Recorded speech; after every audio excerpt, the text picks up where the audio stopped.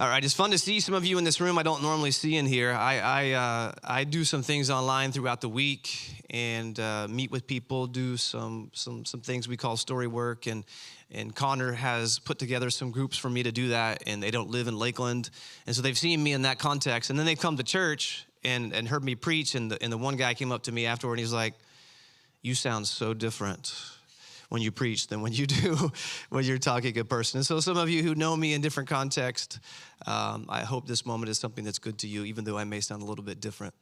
I want to say to all of you, Happy New Year. Welcome to Somos Church for the very first time in 2026. Y'all excited to be here in 2026? We have been in Lakeland as a family for now almost 19 years. We moved here when our oldest child was 4 months old. We as a staff here at Somos Church, I think that we would all agree that we're excited to move toward the good that God is going to be able to create through us in this new year. There's a sense of excitement I believe you could feel with each staff member, pastor, board member here as a church.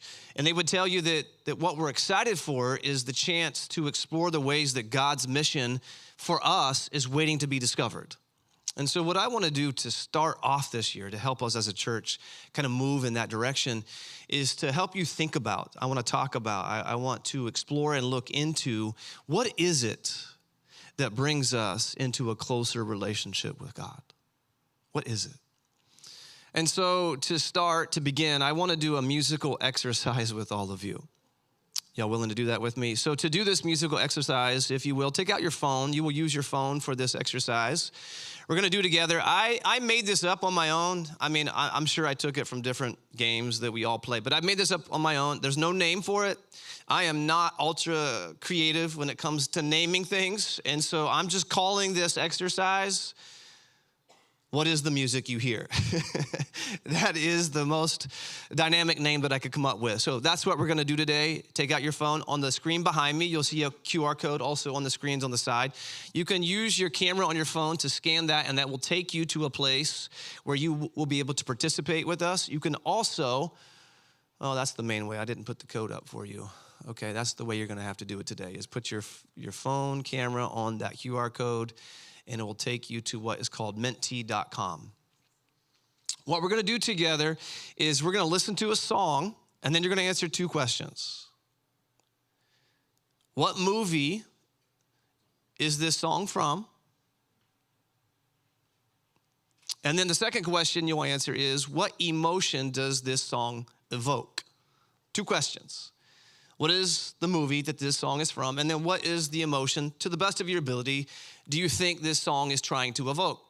Now, I know some of you are nervous about the second part because, like, how in the world am I going to know what emotion? Just guess for the fun of it. But to help you in naming the emotion, I have provided, as you'll see, a list of 7 core emotions for you to choose from. All right? Okay, well, we're going to start with just an example. I want you to listen to this song and in your head, decide what movie this is from. Can you play it for me, Romeo? Yeah, there you go.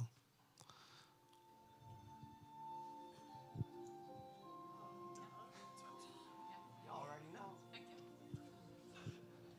Most people got it. Yeah.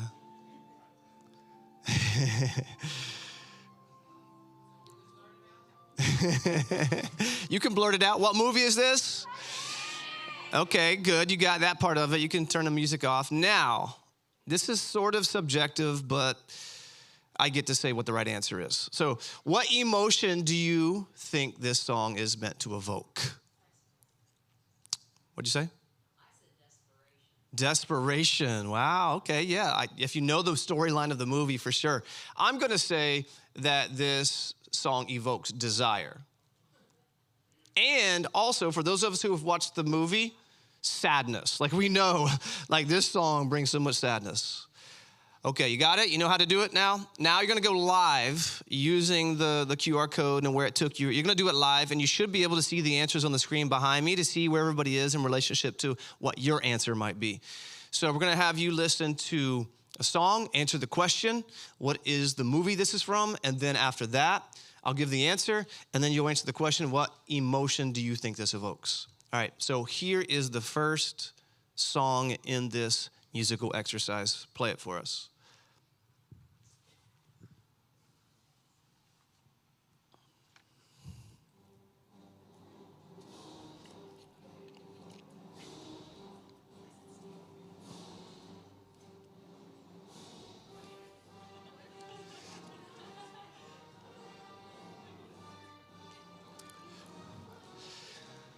Okay, what movie is this from? Okay, but who does it play behind? Darth Vader. You all are good Star Wars fans. I like you all. That's why you come to church here, because we like Star Wars. Okay, now the harder question is, what emotion do you think this song evokes? So go to your app or the game, put your vote in, tell us what emotion. They should be able to see that come up. Can you go to the next one? Yeah, is it not working? No, where's the next one? Okay. It's not like it's showing up. All right, well, you can just shout it out. What emotion do you think this evokes? Fear, good. Good. All right, here's the next song. Did it work? All right, good. All right, go to the next blank page, and it will ask the question, what movie is this from? And we're going to play the second song. Go ahead, play the song.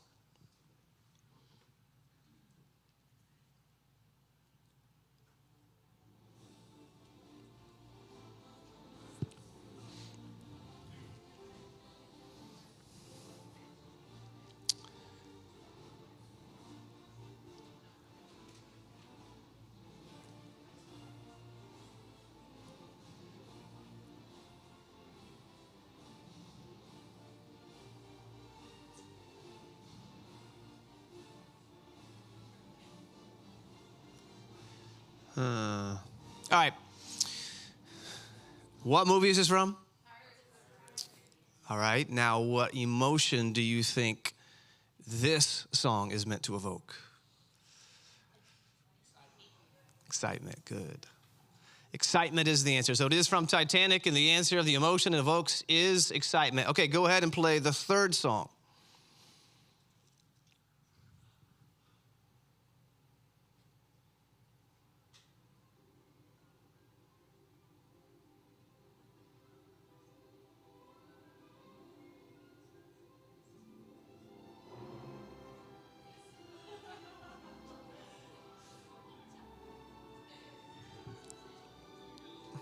Now, what movie is this from? I am hearing different. This is from E.T. Phone Home. And what emotion do you think this is meant to evoke? Joy, yes. There's the answer right there. All right, we got 2 more to go. Play the next song.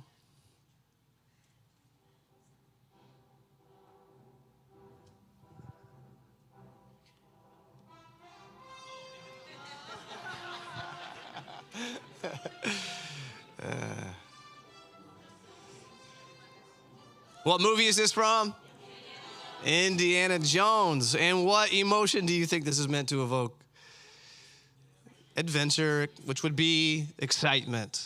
The answer is excitement. All right, last one. I wish we had played this from the beginning because it would have taken you all a while to get it, but we sped it up to a part that would make it more simple. So play this last song.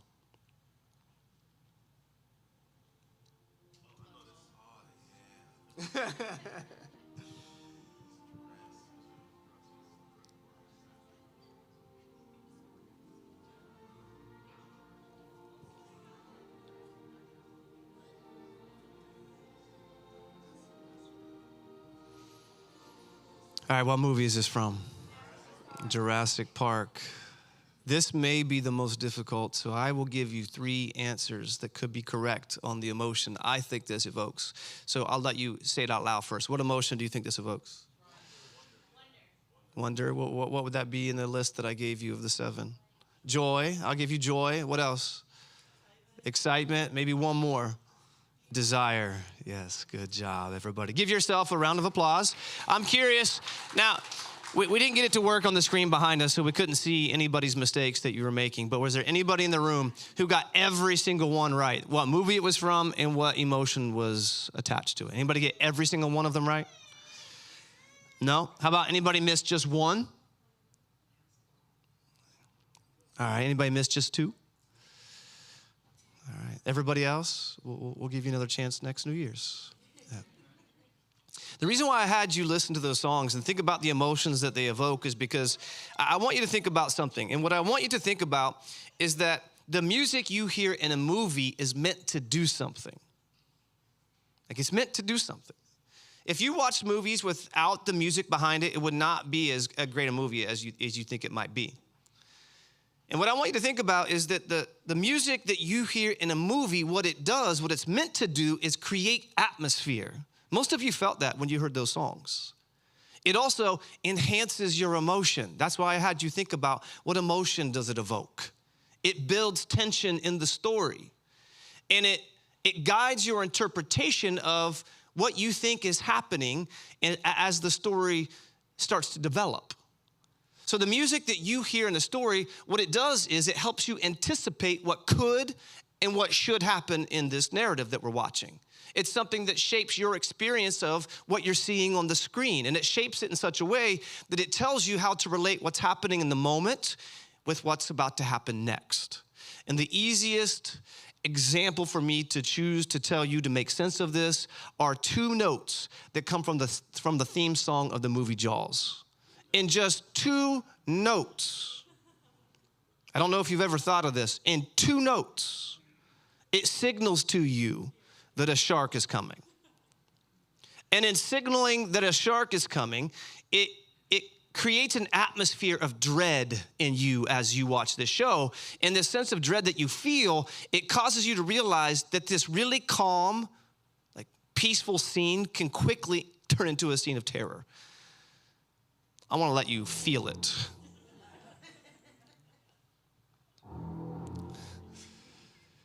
Y'all remember?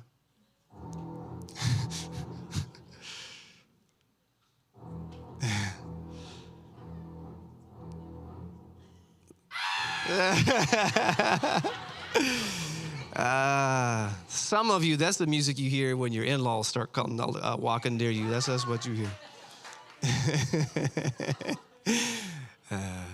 That will be me someday, I'm sure. They're like, here comes Coy. Now, if you can understand what I just demonstrated to you with two notes from the theme song to Jaws, then I think you can understand something else. And this is what I want you to consider. This is the big thought for the next few weeks that I'm going to be talking about things. I want you to consider this thought, that there is background music to the story of your relationship to God. And it affects how close or far away you feel. There is background music that plays. And it's the music that you have heard consistently over the course of your life. And this music, when you hear it, it tells you how you in particular need to try your best to create a sense of closeness with God. But the problem that I want you to understand is that some of the music, probably the loudest music that you hear, is misleading. And the reason why it's misleading is because it plays in a way that guides you to believe that your relationship to God is insecure. It convinces you to feel that God's love doesn't have you, which leads you to always wondering, is my relationship with God okay? I don't know if anybody grew up in that kind of church culture where I was always worried, like, is my relationship with God okay? Like I watched a documentary about an organization that created these big conferences that I actually attended as a teenager, and I'm looking back in my past, and I'm like, man, I really, in those moments, felt like my relationship to God was always on the verge of being lost. even though I was the kind of kid trying to do everything possible to make sure that God's relationship to me is going to be okay. And it reminded me of how many times growing up in the church that I grew up in that we would have what we called back then an altar call. And that would be your chance to respond to the message and come forward and confess and pray and ask God to be in your heart. And it felt like every time there was an altar call, I had to search myself and make sure that there was something that wasn't there that I couldn't remember that I would then need to go and confess. And so I was always asking the question as a young teenager, is my relationship with God okay? That was the background music that I often heard. And what I want you to hear me say is that the background music that you hear has been written by your experience of a lack of good care. The absence of good care is what makes that music begin to play. And it's a lack of good care from both people and systems and even the church that is meant to be a reference point of trust for you. And what I mean by that is there are things that have happened to you that never should have happened. And there are things that should have happened to you that didn't.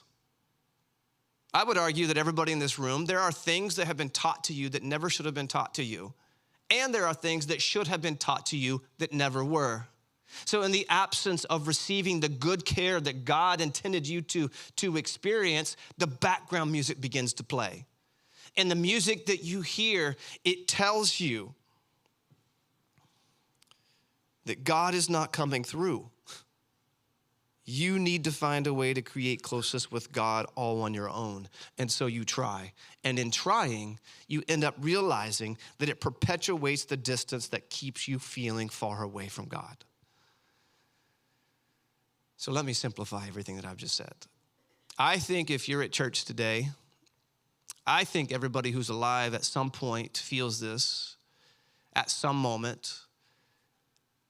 I think it's tough to be human and not desire or want a close relationship with a God that exists out there. And so I would say you came here today curious about, desiring, wanting to know, how do I have a close relationship with God? Yet you probably feel miles and miles away.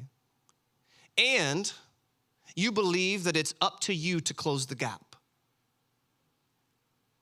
And the background music that you hear playing, it tells you in particular how you need to close that gap. But it does it in a way that wears you out and perpetuates the distance that you feel. And so what I want to do over the next few weeks is I want to help you answer the question, what is the music that I hear? What is the music that I hear? I want to help you be able to start to imagine what it sounds like so that you can name it with honesty and be able to replace it with something else that allows you to trust that God wants to offer to you a relationship that is secure. Over the next few weeks, what I'm going to do is I'm going to describe 3 main styles of music that you may hear. And in doing so, allow you to be able to recognize it. What I'm going to do is I'm going to explain the way each style shapes the way that you relate to God. And I'm going to talk about what it might be that you need to hear in order for you to trust that God is willing to meet you where you are. And so today, the place I want to start is listening to music that is meant to create an atmosphere of trust in a secure relationship with God. That's the music I want you to hear starting today. And I believe that Jesus helps us hear this music by telling a parable about a father and 2 sons.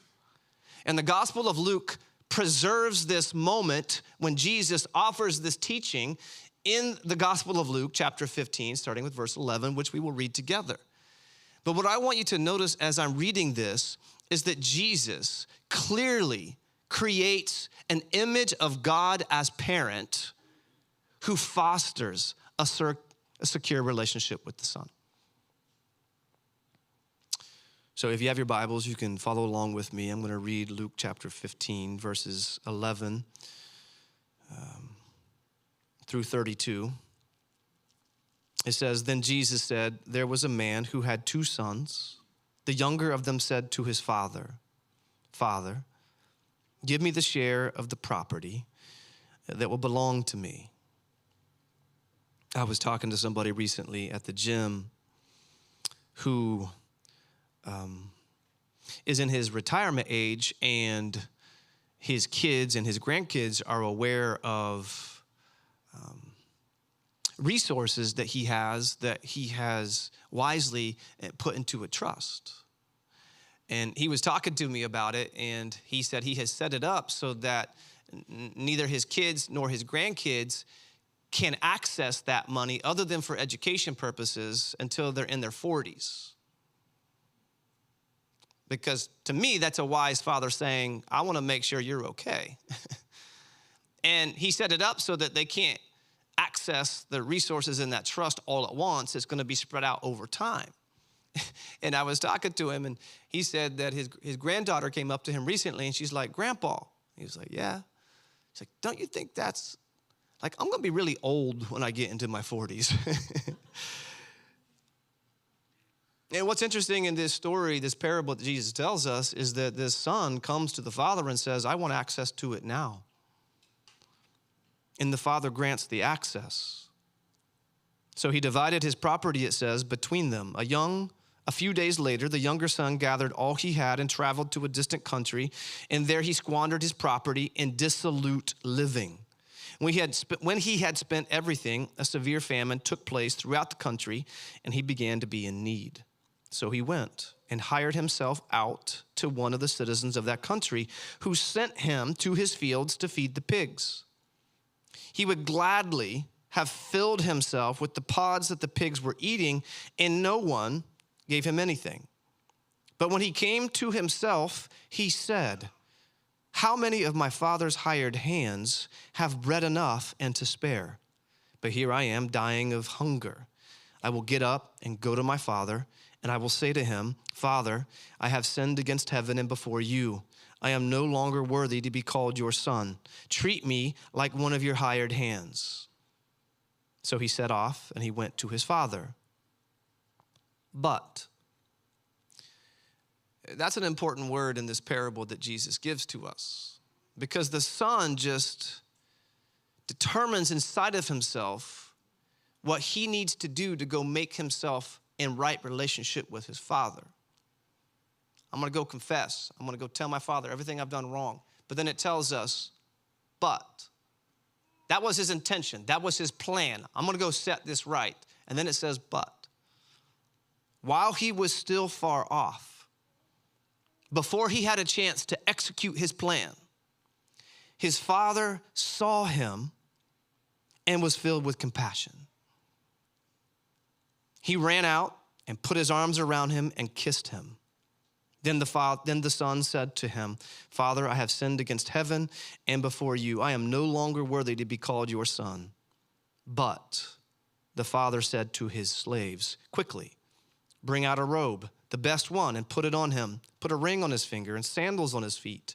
And get the fatted calf and kill it. And let us eat and celebrate. For this son of mine was dead and is alive again. He was lost and is found. And they began to celebrate. Now, his elder son was in the field, and when he came and approached the house, he heard music and dancing. He called one of the slaves and asked what was going on. He replied, your brother has come, and your father has killed the fatted calf, because he has got him back safe and sound. Then he became angry and refused to go in. His father came out and began to plead with him. But he answered his father, listen, for all these years, I have been working like a slave for you, and I have never disobeyed your command. Yet you have never given me a single young goat so that I might celebrate with my friends. But when this son of yours comes back, who has devoured your property with prostitutes, you killed the fatted calf for him. Then the father said to him, son, you are always with me, and all that is mine is yours. But we had to celebrate and rejoice, because this brother of yours was dead and has come to life. He was lost and has been found. There's been a lot of sermons preached on this passage. I'm going to give you another one today. And in this sermon that I'm going to give to you today, I want to highlight 3 dynamics that we can recognize in the relationship of this father to the son. 3 simple dynamics that are at play. 1, the father's heart is always open to having closeness with the son. It's always open. It's never closed. The son's behaviors and actions, as you notice in this story, can't change that fact. That's one dynamic that the father offers to the son. My heart is always open to closeness with you.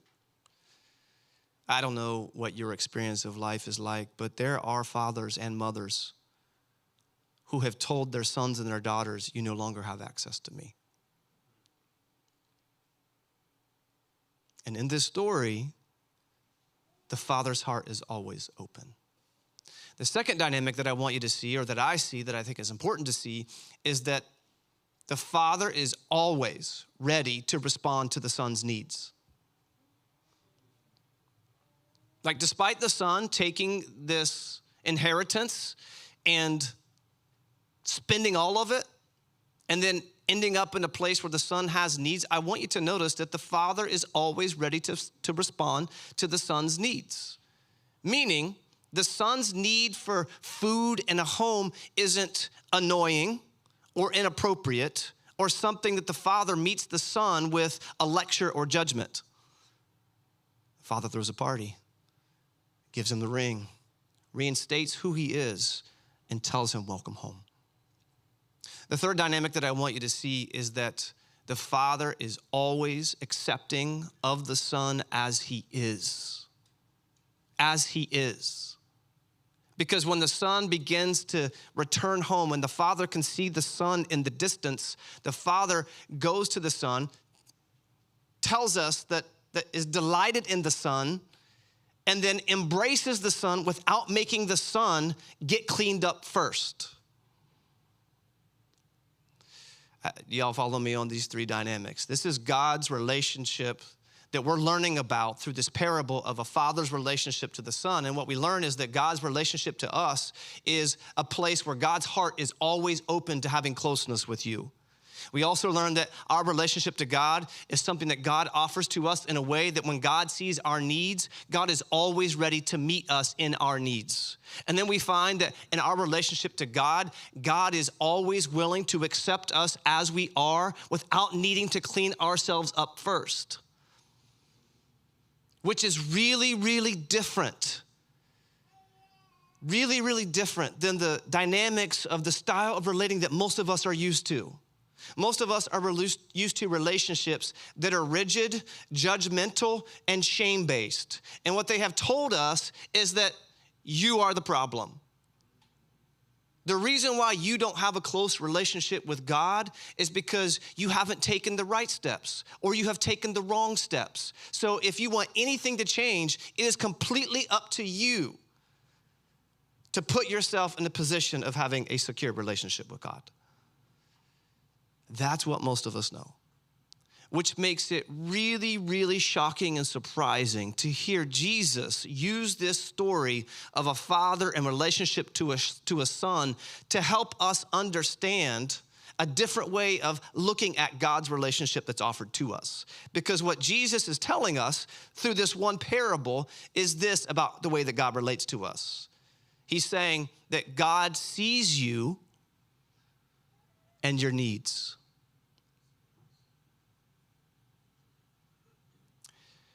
I mean, we're going to talk about this in future messages because I've already written them and I know what they say. How many of you in this room believe that God sees you? Yeah. In your need. Like in your need.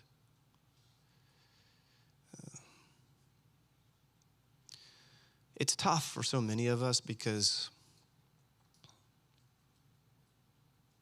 our need in this lifetime has been such an annoyance to the people around us. They need us to be something other than somebody who needs. And so then we start to think about our relationship to God, and we're aware that God sees us in our sin. Most people know that in the church. God sees you in your sin. But do you believe the same about God seeing you in your need? Like, I wonder what it would have been like for me growing up in the church if the altar call wasn't come up and confess your sin, but come up and express your need. Not a need as I need a new car, or I need to get into this college, or I need to win the national championship, which I'm guessing we'll probably hear this year, God get credit for the national championship. I don't think that's the kind of need that we're seeing this son have in this story that is helping us understand the way that God relates to us. This son has a real need that's tied to his well-being, that is allowing him to be able to either die or continue in his life. And God sees us in our need. The kind of need that we have in relationship to God is knowing that God is able to respond to us in our need. Like, I don't know how to get through life. I don't know how to have a family. I don't know how to lead a church. I don't know how to be human if I'm the only one that's trying to figure out what it is that I need and provide it to myself. Like, all of you in this room, you have things that go through your mind. You have experiences that are felt in your body. You have gone through situations that have caused you to create patterns in your life that you don't want to exist, but you don't know how to stop. And rather than imagining that God sees you in that need, you try to fix it first. And so Jesus wants to help us see that God sees you in your need, but also God's got you. God has got you and will respond to you in the things that you need. But also we learn in this story that God's got this. Like, God's got this, which includes your safety. And then we get to realize that God's love has you, meaning you can relax and you can allow yourself to settle into both God's strength and God's tenderness.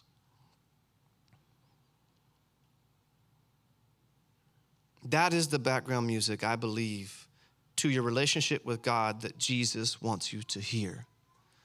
Do you hear the kind of music that tells you God sees you and your need? God's got you and will respond to your need with care. God's got this. You don't have to hold up the world. God's love has you. You can rest in God's tenderness and strength. We have family visiting in town, and they get to hear me preach once a year, and then they decide to never come back until the next year because they live in Ohio, so they can't really come back. And they were with us over the holidays, and one of my daughters, I won't say who, they don't like me telling stories about them, but too late. I've already done it a lot of times.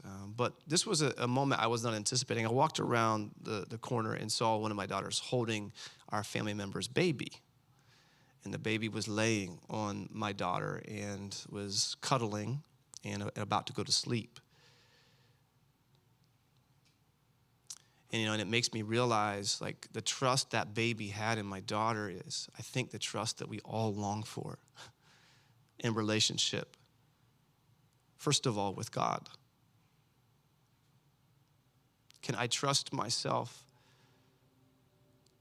to be close enough to God in a way that I'm able to rest and know that nothing's going to happen to me?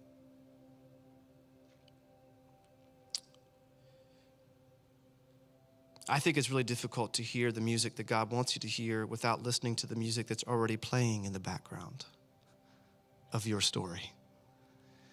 And so the question I want to help you be curious about is, what is the music I hear?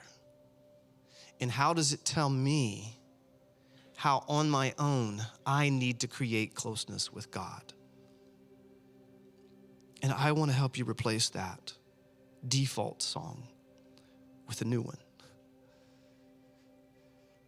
And to help you do that and begin to recognize the music that you hear that plays in the background of your relationship to God, I'm going to give you a chance to download a summary of the 3 main styles that I'll be talking about. And you could do that by texting the word guide to the number that you'll see behind me on the screen. That is 863-617-7900. If you text the word guide to that number, it will send to you automatically a PDF summary description of the 3 styles of music that I'm going to be talking about over the next few weeks. And my goal each week of this study is to make it easier for you to recognize the default that you hear so that it can be replaced with a new sound that leads to a truly deeper connection that you long for with God.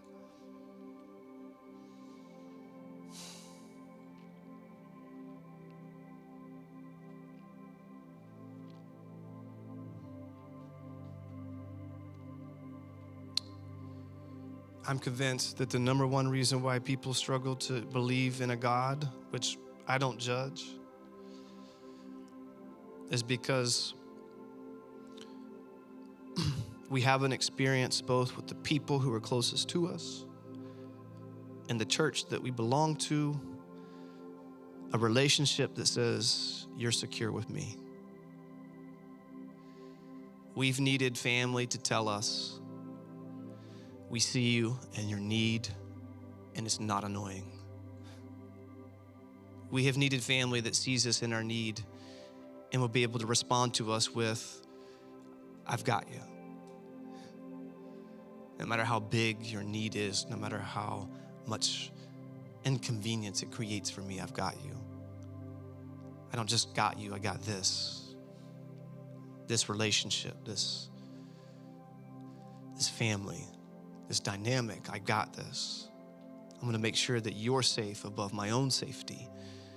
We have needed to know that the relationships that we've had with our family were the kind of relationships that the love that we experienced was the kind of love that would allow us to relax into the relationship, knowing that both the tenderness of those that are close to us and their strength is something that we can rely on. And I am convinced that most people who don't know how to believe in God, it's because your experience of who you have had in your life on this earth has convinced you that it's not possible.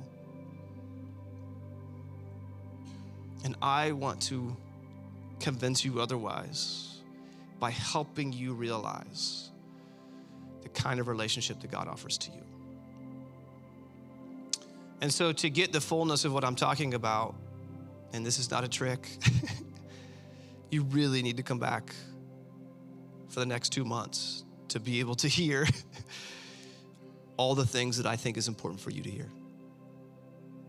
Like, you all know me well enough. I don't trick you into coming to church. Like, I don't trick you. There's no trick. But I really believe that there are some things that I have worked on and that God has allowed me to understand and make sense of that would be really important for you to understand what it looks like for you to create a close relationship with God. So today I'm gonna invite you to stand and we're gonna close out the service today. And as we close, I'm gonna pray briefly, and I will invite you to close your eyes in prayer if you would like. You can keep them open as well. And just pray a simple prayer that invites God to see you.